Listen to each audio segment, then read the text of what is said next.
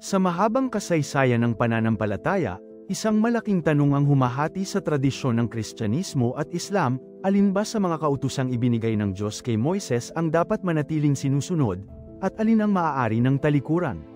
Sa pagdaan ng panahon, ang Kristyanismo, lalo na ang tradisyong nag-ugat sa Roma, ay iniwan ng karamihan sa mga kautusan, mga utos sa pagkain, kalinisan, ritual, pag-aayuno, pananamit, at maging ang mga ordinansa ukol sa pamumuhay. Sa kabilang banda, ang Islam ay nanatiling matatag sa pagpapatuloy ng napakarami sa mga ito. Kaya nararapat itanong, may direktang sinabi ba ang Diyos sa lumang tipan na hindi na dapat isabuhay ang mga kautosang ito? Kung titingnan natin ang Torah, makikita na paulit-ulit na iginiit ng Diyos na ang kanyang mga kautusan ay walang hanggan, magpakailanman, at hindi lilipas. Halimbawa sa Levitico Kapitulo 16 versikulo 34, ito ay magiging batas na panghabang panahon. Sa Deuteronomio Kapitulo 12 versikulo 28, sinabing, sundin mo ang lahat ng kautosang ito, upang ikaw ay pagpalain. Walang mababasa na ipinahihinto ng Diyos ang mga kautosang ito, at lalo pang iginiit na ang pagsunod ay tanda ng katapatan sa Diyos. Kaya lumilitaw na ang pagtigil sa pagsasabuhay ng mga kautosang ito ay hindi galing sa malinaw na utos ng Diyos kundi sa interpretasyon ng mga huling tagapagpaliwanag, lalo na sa Kristyanismo. Ngunit bakit pinanatili ng Islam ang napakaraming kautusan?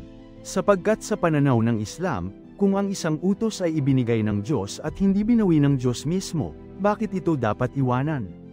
Kaya makikita natin mula sa Torah hanggang Quran ang pagpapatuloy ng mga utos tulad ng pagbabawal sa baboy at dugo, tamang paraan ng pagkatay ng hayop, pagbabawal sa alak, ritual na paghuhugas bago samamba, pagtutuli, pag-aayuno, pagsamba ng walang rebulto, at malinaw na tuntunin sa moralidad.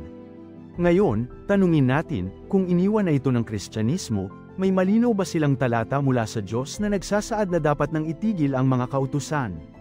Ang sagot, wala. Walang sinabi si Yahweh sa Torah, at maging si Jesus ay nag-ingat magsabi na wala siyang wawasakin sa kautusan. Mateo Kapitulo 5 versikulo 17. Kaya malinaw na ang pag-abandona sa kautusan ay nagmula hindi sa mismong salita ng Diyos, kundi sa interpretasyon ng mga sumunod na tagapagpaliwanag sa loob ng lumalawak na simbahan. Dahil dito, lumilitaw na mahalaga ang pagtatansya ng Islam. Sa isang panahon kung saan sabi ng marami ay lipas na ang mga batas na iyan, ang Islam ay nagtanong, kung ipinag-utos ng Diyos noon, bakit hindi na mahalaga ngayon? Nagbabago ba ang kalooban ng Diyos? Sa ganitong tanong makikita kung bakit mahalaga pa rin sa Islam ang mga kautosang iniwan ng Kristyanismo, sapagkat hindi ito nakikita bilang pasanin, kundi proteksyon, sa kalusugan, sa moralidad, sa kalinisan, at sa disiplina ng puso at isipan. Ang pagbabawal sa alak ay nagel iligtas mula sa adiksyon at karahasan, ang pagbabawal sa baboy ay may pangkalusugang dahilan, ang ritual na paghuhugas ay nagpapatatag ng kalinisan, at ang malinaw na mga tuntunin sa pamilya at moralidad ay nagpapanatili ng kaayusan ng tahanan. Sa modernong panahon, kung saan laganap ang kaguluhan at pagkalito sa pamantayan ng tama at mali, ang mga utos na ito ay hindi nawawalan ng halaga, bagkus ay lalo pang nagiging makabuluhan.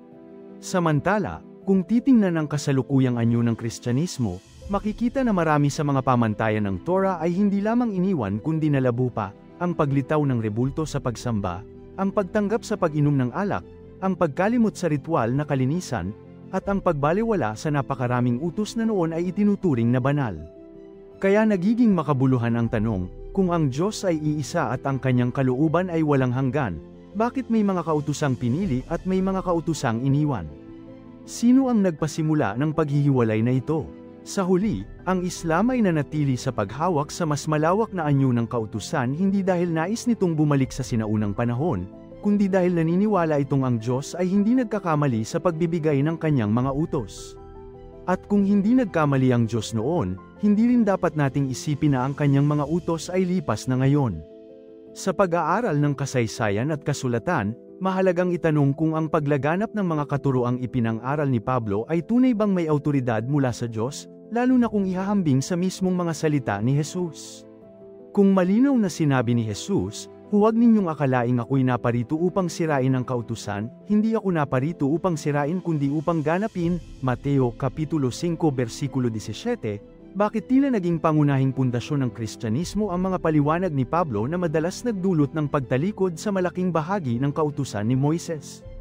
Kung si Jesus mismo ang nagsabing hindi lilipas, ni isang tuldok o kudlit, ng kautusan, makatwiran bang ipalagay na may sinuman, kahit isang misyonero, na may kapangyarihang baguhin ang sinabi niya? Kung si Pablo ay hindi kabilang sa orihinal na mga alagad at hindi direktang tinuruan ni Jesus noong buhay pa siya, mas mabigat ba dapat ang kanyang interpretasyon kaysa sa mismong aral ng guro?